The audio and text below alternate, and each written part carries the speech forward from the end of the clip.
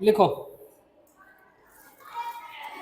मतलब भारत पर्यावरण के मसले पर यह कहता है कि एक तो प्रति व्यक्ति उत्सर्जन का तर्क है उसका, क्या है? प्रति व्यक्ति उत्सर्जन का तर्क।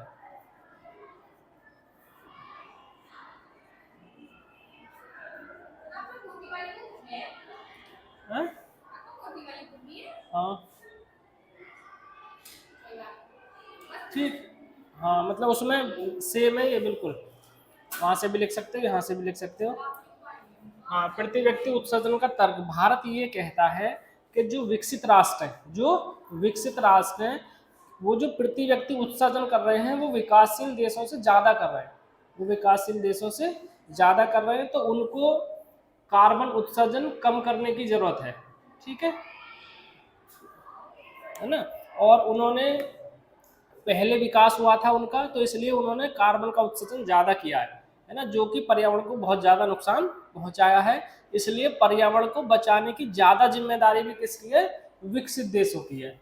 उसका मानना ये है, प्रति व्यक्ति, है ना? ठीक, जबकि विकासशील प्रति व्यक्ति उत्सर्जन कम कर रहे हैं। ठीक, दूसरा है साझा परंतु अलग अलग जिम्मेदारियों का तर्क। साझा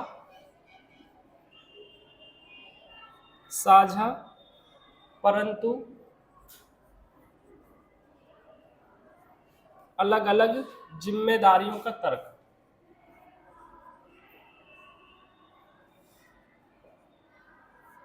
जिम्मेदारियों का तर्क। ठीक, भारत ये कह रहा है कि जो पर्यावरण को बचाने की मुहिम है, पर्यावरण को नुकसान कम से कम पहुंचाए, ये सबकी साझी जिम्मेदारी है। मतलब सबको प्रयास करना है, केवल ऐसा नहीं है किसी एक व्यक्ति या किसी एक देश या दो चार देशों को करना है, ये सबकी साझी जिम्मेदारी है।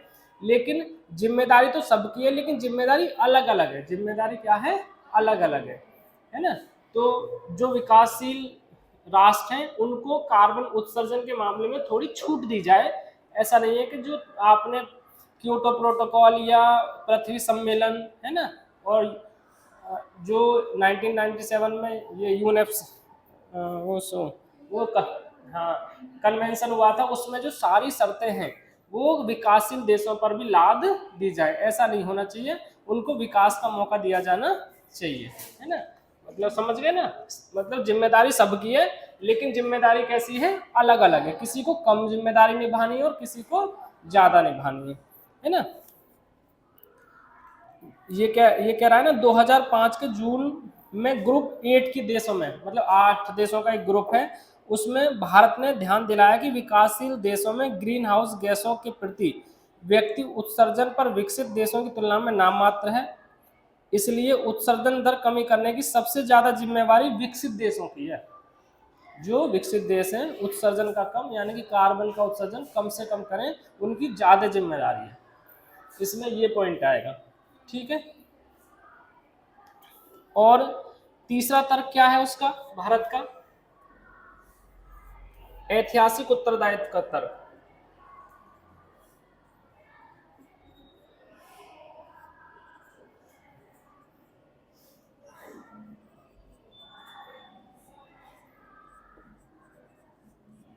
ऐतिहासिक उत्तरदायित्व का तर्क,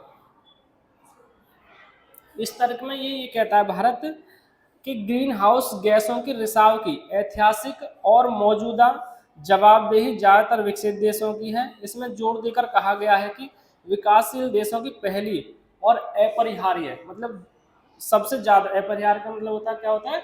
जो सबसे ज्यादा जरूरत है, प्राथमिकता आर्थिक और सामाजिक विकास की है ना? जो विकासशील देश है पहले वो आर्थिक विकास करेंगे अपना, और दूसरा क्या करेंगे? सामाजिक विकास, है ना? ये भारत के पक्ष हैं। ठीक, और इसीलिए भारत ने, मैंने बताया था कि जो ये ऑटोमोबाइल्स हैं, है ना, उसके लिए भारत ने पॉलिसी भी बनाई थी। ये बनाई थी नेशनल ऑटो फ्यूल पॉलिसी। मतलब ऐसे इंजनों का निर्माण किया जिससे कार्बन का उत्सर्जन कम से कम हो, मतलब पर्यावरण को नुकसान कम से कम पहुंचाए। इसीलिए रिन्यूएबल एनर्जी की बात कही गई। किसकी बात कही गई? रिन्यूएबल एनर्जी, है ना, जिसका हम दोबारा यूज कर सकते हैं, है ना। मैंने बताया था हवा, सोलर एनर्जी, मिट्टी, वनों के, है ना, मतलब रिसोर्स है वो, मतलब रिन्यूएबल रिसोर्स की बात बता रहा हूँ कि जो रिन्यूएबल रिसोर्स है, वाटर है, जिनको हम दोबारा रीयूज कर सकते हैं। जो नॉन रिन्यूएबल है जैसे क्रूड ऑयल है, डीजल, पेट्रोल, सीएनजी, ये सब ये नॉन रिन्यूएबल है, ठीक। और इसी में जो रियो समझौता हुआ था, है ना, कौन सा समझौता हुआ था? रियो समझौता। कब हुआ था बबीता रियो समझौता? 1997। बहुत बढ़िया, शाबाश। पृथ्वी सम्मेलन पढ़ते नहीं हो घर जाकर?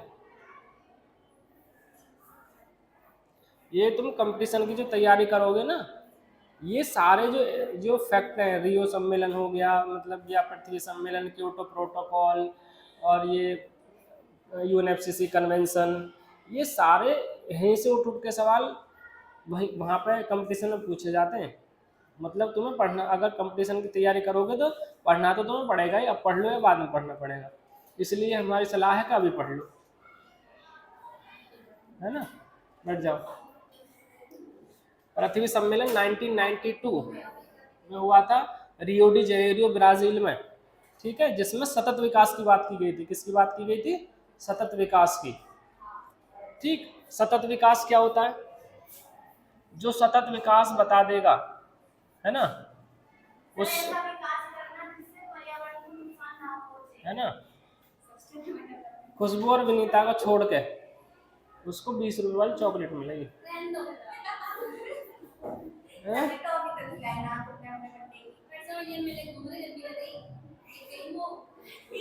हैं? हाँ, सतत विकास का मतलब यही है। उसमें मतलब हम जब पहले विकास कर रहे थे तो जो हमारे खनिज संसाधन हैं, यानी कि जो भी हमारे संसाधन हैं, उनका हम अंधाधुंध, है ना, अंधाधुंध उपयोग कर रहे थे, जिससे पर्यावरण को नुकसान पहुंच रहा था। क्योंकि सबसे ज्यादा इस पृथ्वी पर जो लालची व्यक्ति है वो है मनुष्य, है ना। तो मनुष्य लालची प्राणी, सबसे लालची प्राणी, है ना। तो इसलिए सतत विकास की बात की गई थी। सतत विकास का मतलब यही है कि पर्यावरण को बिना नुकसान पहुंचाए वर्तमान जरूरतों को पूरा करते हुए संसाधनों को भावी पीढ़ी के लिए बचाना। 3 चीजें हैं इसमें, वर्तमान की जरूरतें पूरी हो जाए, और पर्यावरण को नुकसान ना पहुंचे, तीसरा संसाधन भावी पीढ़ी के लिए बचे रहें, है ना। भावी क्या होता है आयशा? भावी क्या है शब्द ये? भावी, भाभी नहीं है, भाभी नहीं है, हैं? प्रकृति। बताओ भाभी क्या होता है? भैया वाली भाभी नहीं है, वो भाभी होता है। उसको सब जानते हैं, तो ये बताओ भाभी। संध्या बताओ, ये क्या होता है? हैं? बताओ जल्दी। अक्षा। कितनी भाई, कितनी गलत बात है, कितनी गलत बात है ये। हर्षिता बताओ, भाभी क्या होता है? शब्दों का ज्ञान भी कम ही है तुम्हें, बैठ जाओ। बताओ, तुम ही मोर्चा संभाल लो। बताओ जल्दी। हाँ सही बता रही हो, सही बता रही हो। हाँ?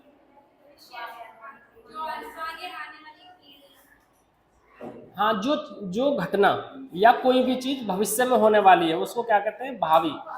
जैसे हम यहाँ भावी के आगे क्या लगा रहे हैं? पीढ़ी। भावी पीढ़ी के लिए जो आगे आने वाली जनरेशन है उनके लिए हमें संसाधन बचे रहे।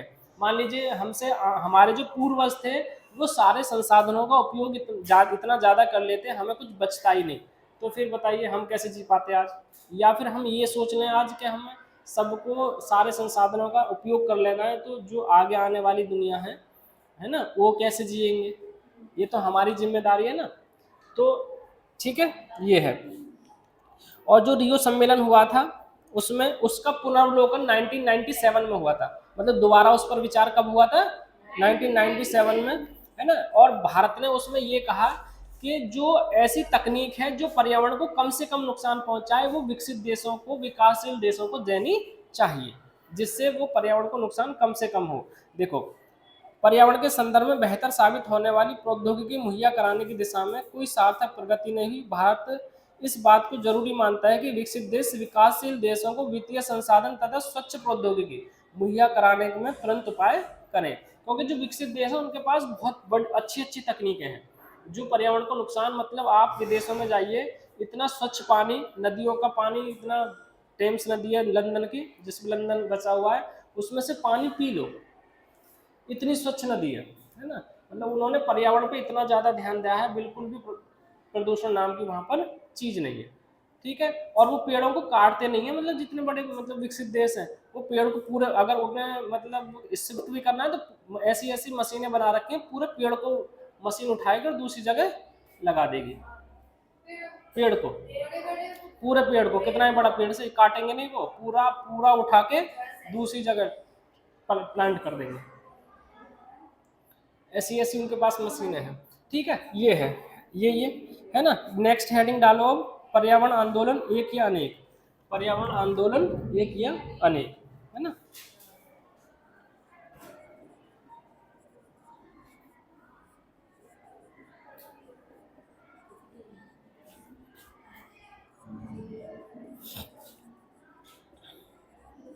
इसमें बुक है तुम्हारे पास, इसमें ये लिख लेना अलग से, मान लो 2 या 3 नंबर में आ जाए, है ना।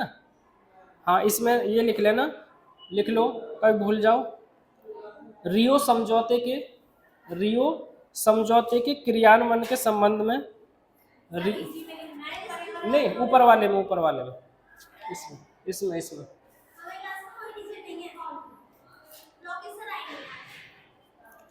तो किसी और से संपर्क करें आप।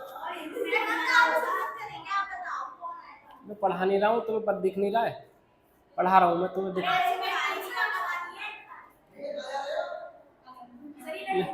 लिखो, रियो समझौते के क्रियान्वयन के संबंध में भारत के निष्कर्ष, रियो समझौते के क्रियान्वयन के संबंध में भारत के निष्कर्ष, है ना। तो इसमें ये 5-6 लाइन है, ये लिख लेनी है, ठीक। उसमें भी दे रखा है तुम्हारा, इस बुक में भी है। अब लिखो इसमें, पर्यावरण आंदोलन एक या अनेक, इसमें 3 हेडिंग है। हेडिंग 1 आंदोलन,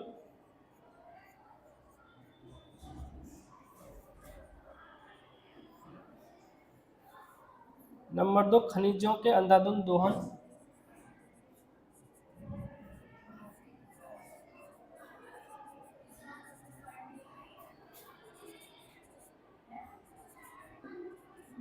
अंधाधुंध दोहन। हर्षिता, 4 खनिजों के नाम बताओ, अंधाधुंध दोहन के विरोध में आंदोलन, बताओ जल्दी, हैं। हम्म,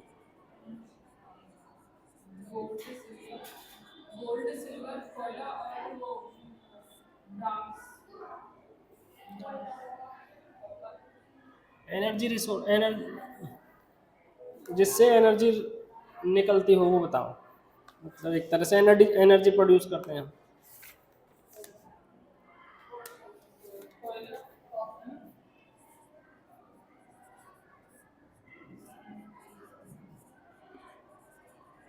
बांध विरोधी तथा नदियां बचाओ आंदोलन, तथा नदियां बचाओ आंदोलन, ठीक है। मतलब ये जो कह रहा है पर्यावरण आंदोलन एक या अनेक, ठीक। मतलब पर्यावरण आंदोलन में जो एक तो सरकारें भी हैं इन्वॉल्व, मतलब इस सरकारें भी प्रयास कर रही हैं कि पर्यावरण को सुरक्षित किया जाए, और जो एनजीओ हैं, है ना। एनजीओ क्या होता है,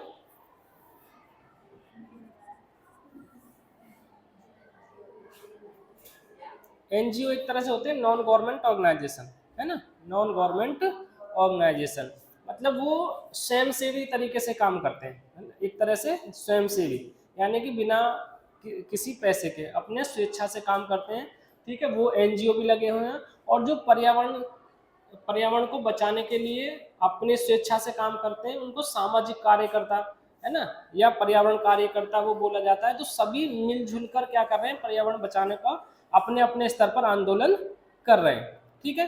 तो इसलिए कहा गया है कि पर्यावरण का आंदोलन एक है या अनेक है, तो अनेक आंदोलन है। ये क्या है, अनेक आंदोलन है, ठीक। मतलब संसाधनों को बचाने के लिए, पर्यावरण को बचाने के लिए सब अपने अपने हिसाब से प्रयास कर रहे हैं, ठीक। तो सबसे पहला क्या है, वन आंदोलन। वन आंदोलन मतलब जो पर्यावरण सुरक्षा करता है उनका ये तर्क है कि सबसे पहले क्या किया जाए, वनों को बचाया जाए। क्या बचाया जाए, वनों को बचाया जाए।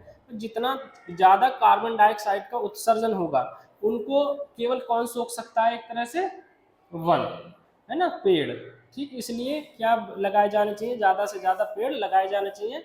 और अभी विकास के नाम पर हमने जितने ज़्यादा पेड़ काट रहे हैं, है ना भाई, जितनी जनसंख्या बढ़ रही है तो हमें एग्रीकल्चर लैंड की ज़रूरत है, घरों की ज़रूरत है, और घरों में आजकल फर्नीचर की ज़रूरत है, भाई यहाँ लकड़ी लगवाओ, यहाँ लकड़ी लगवाओ, ठीक है।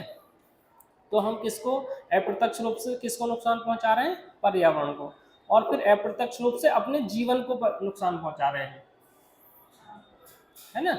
अगर पर्यावरण ही सही नहीं रहेगा तो जीवन कहाँ से बचेगा, ठीक। तो और बहुत सारे लोगों ने इसमें क्या किया है,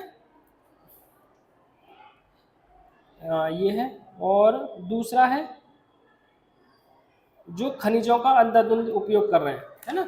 बहुत सारी मतलब जो कंपनीज हैं वो क्या करती हैं, मतलब हमारी धरती के नीचे बहुत सारे खनिज हैं, बहुत सारे खनिज हैं, जैसे कोयला है, सोना है, चांदी है, पेट्रोलियम है, वो सब एक तरह से कहाँ है ना। और जो हमारे पहाड़ हैं, है ना, उनमें भी हमें पत्थर है, ठीक है।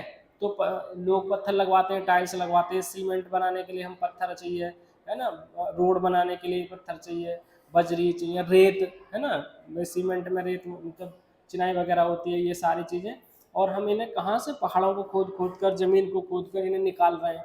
तो इससे जो पर्यावरण असंतुलन हो, क्या हो रहा है, पर्यावरण असंतुलन। 2013 में आपको तो याद नहीं होगा, केदारनाथ में बाढ़ आई थी, है ना, दसियों लाख लोग मर गए थे। उसका रीजन ये है कि वहाँ पर ये जो मतलब माउंटेन है वो नया पर्वत है अभी, मतलब ये इसका ये निर्माणाधीन है अभी, मतलब इसका निर्माण हो रहा है अभी, ऐसा नहीं है कि इसका निर्माण हो चुका हो। इसलिए वहाँ पर ज़्यादा माइनिंग करना खतरनाक साबित होता है। और अभी 1-2 साल पहले वहाँ पर उत्तराखंड में वो बन रही थी, सुरंग बन रही थी, उसमें कम से कम 25 लोग फंस गए थे, उन्हें बड़ी मुश्किल से निकाला गया था। मतलब ये ऐसी चीज़ें सामने आती रहती हैं। लैंडस्लाइड कभी भी हो जाता है, मतलब लोग आजकल पिकनिक के नाम पर जाते हैं वहाँ पर, मतलब दर्शन करने नहीं जाते, आजकल पिकनिक मनाने जाते हैं तीर्थ स्थलों पर भी, है ना। तो लैंडस्लाइड हो जाता है, पूरा रास्ता जाम हो जाता है। तो ये इसी के मतलब वो है, ठीक है। बांध विरोधी तथा नदियां बचाओ आंदोलन, मतलब विकास के लिए हमें बांधों की आवश्यकता है, ये नो डाउट, है ना।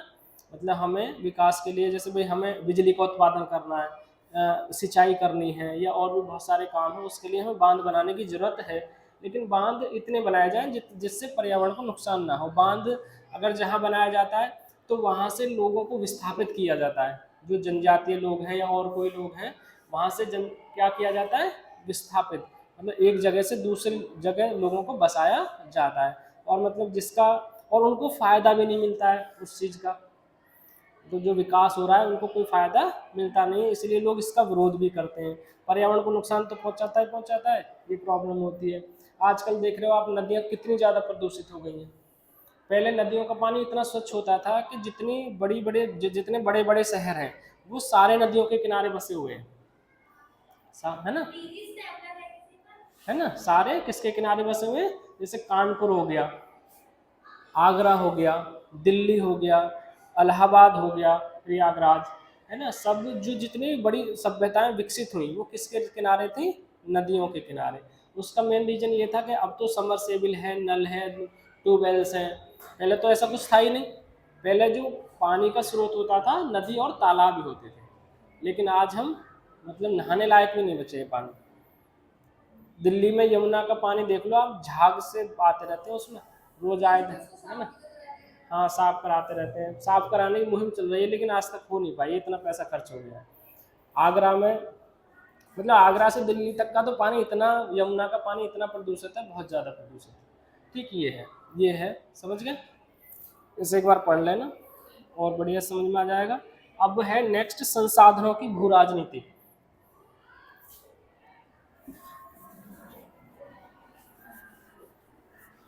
बोर हो रहे हो तुम हैं?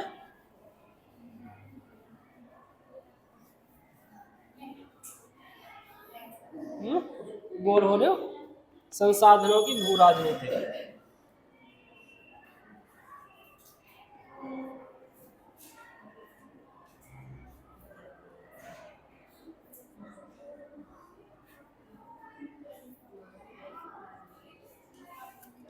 ठीक है, संसाधनों की भू राजनीति से क्या मतलब है, बताओ।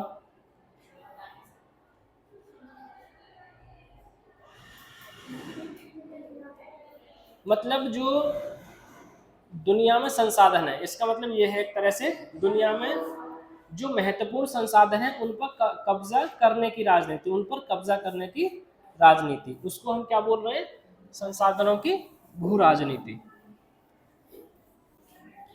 आपने ये देखा होगा जितनी यूरोपीय ताकतें थी, मतलब जो यूरोपीय देश थे, है ना, वो एक दूसरे पर जब मतलब उन्होंने, यूरोप के लोग थे, जर्मनी के, पुर्तगाल के, फ्रांस के, इंग्लैंड के, वो पूरे संसार में फैले, वो उसका रीजन क्या था, संसाधनों पर कब्जा करना, है ना, उनका मेन रीजन क्या था, संसाधनों पर कब्जा करना।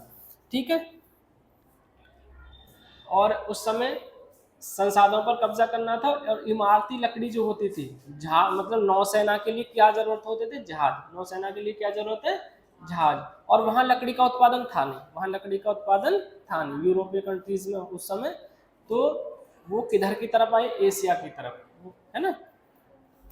ठीक, इसमें पहली हेडिंग लिखो तुम, व्यापारिक संबंध,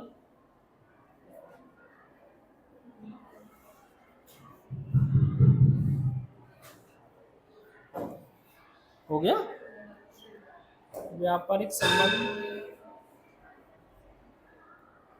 युद्ध तथा शक्ति के संदर्भ में, युद्ध तथा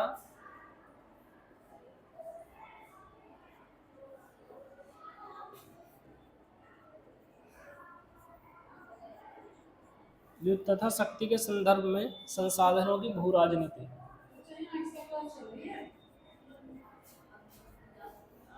संसाधनों की भू राजनीति।